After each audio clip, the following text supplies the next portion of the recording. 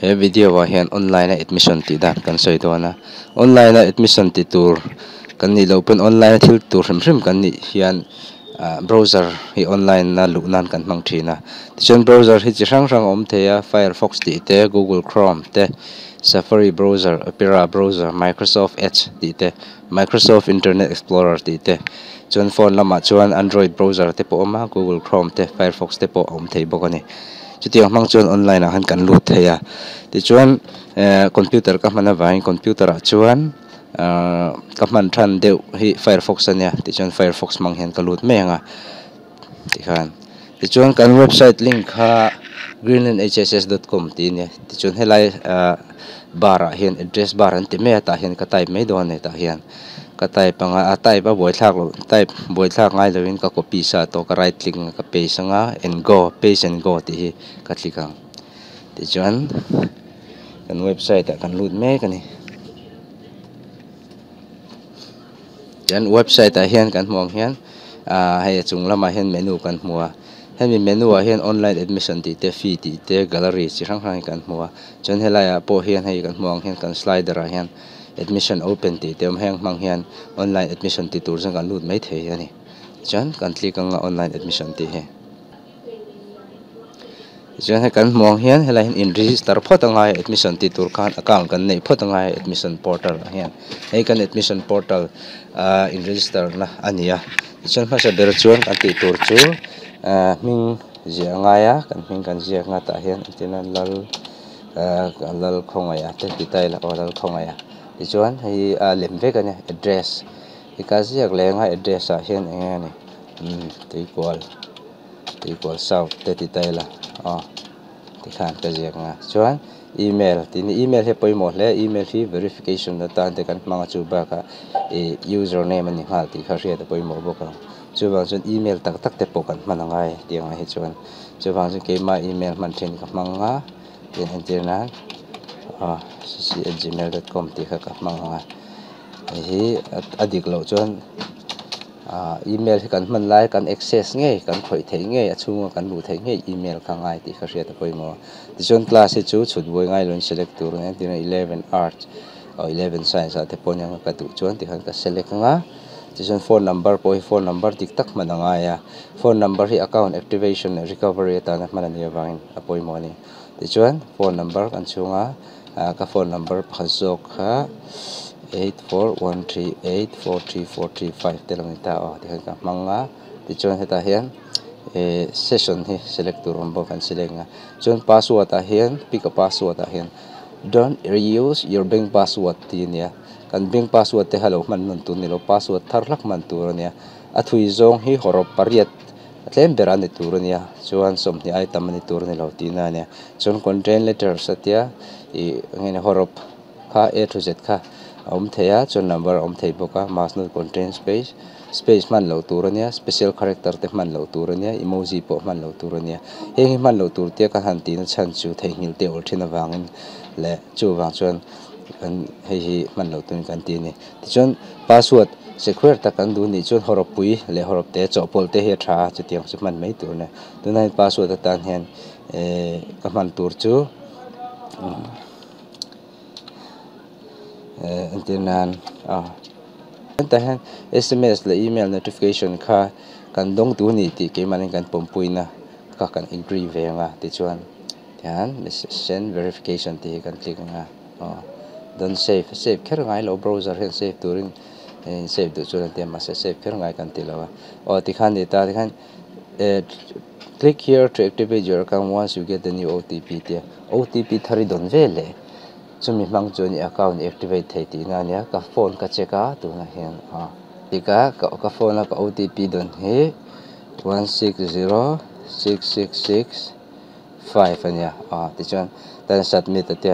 kan don lo pal khan du chon kan phone number hela hian chuin resend kan ti khan engani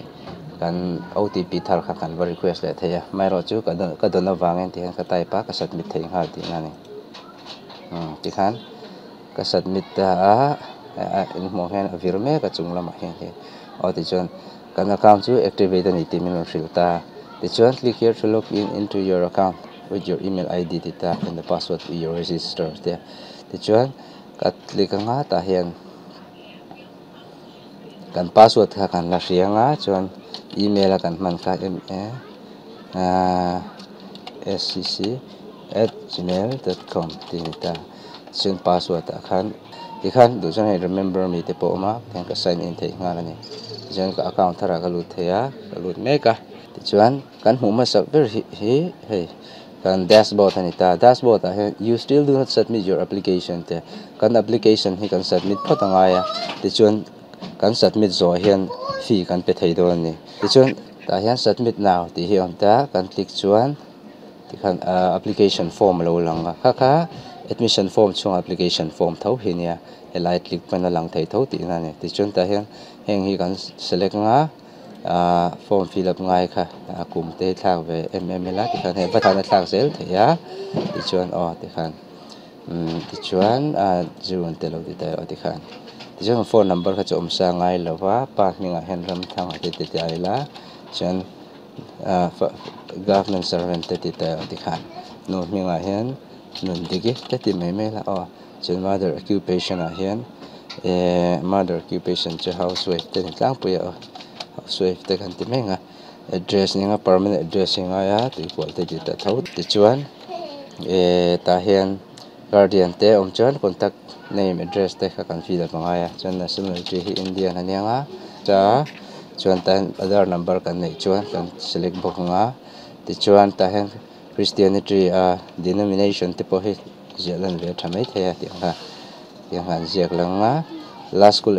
attended hi school kan Green Hill te ti tai la Green Hill Public School te po nia ti khan pho chap vel mai mai ni hang chu chuan hang chu signature hi chu submit lo po thei tho kan mong hian ei star ho hi chu submit nge ngai fill up nge ngai ti na kan last class 10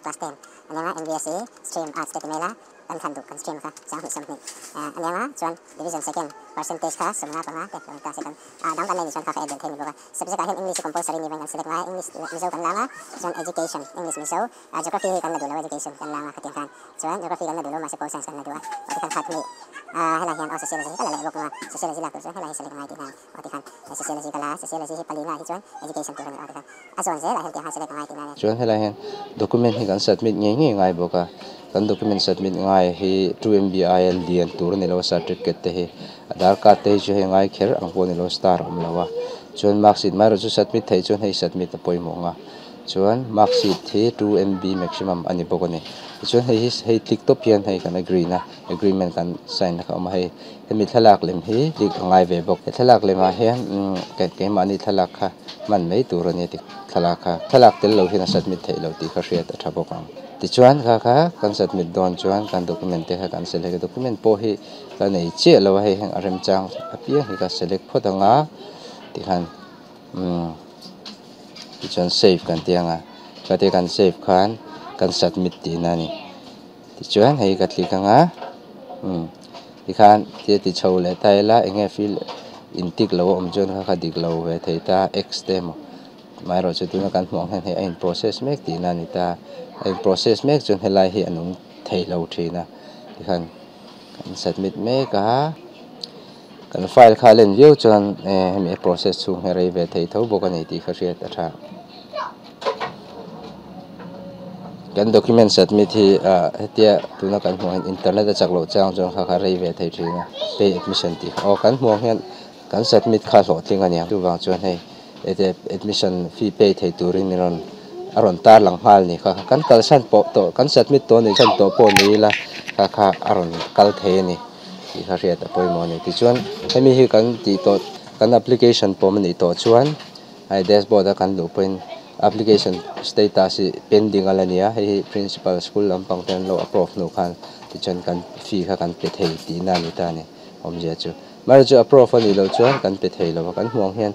you have already submitted your document. If your admission is approved, you will be notified via SMS or phone call. Wait for around 2 hours. Darkar ni vel khak la tia. Ti chuan principal khan ti emo school lampang khan ngan SMS le email mangin tunimi document submit khan lo monga. Ti chuan lo tivet ngani an lo approve thei don ti na ni. Berani chuan I document te kha check le tan chin khan kan submit lo tingem document kha oi kan hmong hen kan document kha lo ting tang kan submit ta thap ti na ni hei kan hmong hian certificate mark sheet ti te pawh kha hang kha thil om dan ania har selo mar chu hei hi kan entir na ni wa hei chu kan remove do na ni entir na mai ni wa in khati deuh zong kha ni me chuan helai hi ming hi tik hian helai hian ei profile in update du pon ta tang hian update ve theya chuan hei logout na om bawk ani khati zong kha online admission ti gan chuan ni process kha tam lo wa har selo bawk ani